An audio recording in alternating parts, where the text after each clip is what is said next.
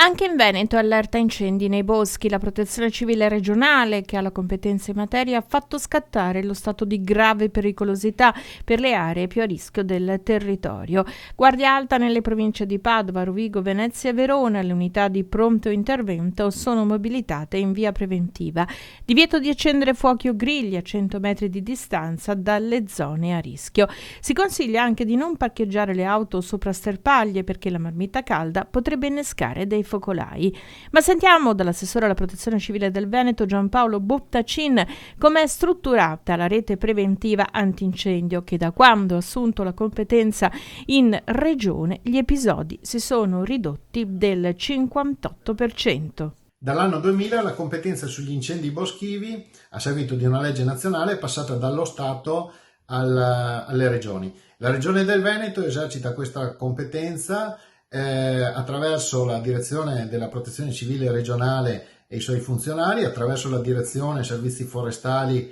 regionali e i suoi funzionari, tra i quali citiamo anche i DOS, direttore delle operazioni di spegnimento, che sono appunto coloro che coordinano tutte le attività di spegnimento, attraverso i 550 operatori forestali di cui è dotata la Regione del Veneto, ma soprattutto grazie al fondamentale apporto dei quasi 1000 volontari di protezione civile che sono presenti in Veneto, addestrati e altamente formati per quanto riguarda la lotta agli incendi boschivi, e che peraltro stanno operando anche in queste settimane in Sicilia, nella zona delle Madonie, a supporto della regione Sicilia. A questo si aggiunge anche l'apporto di un elicottero che è sempre in pronta partenza e a eventuali altri velivoli che possono essere attivati dalla regione, appunto a seconda delle necessità. Qualora l'incendio boschivo diventi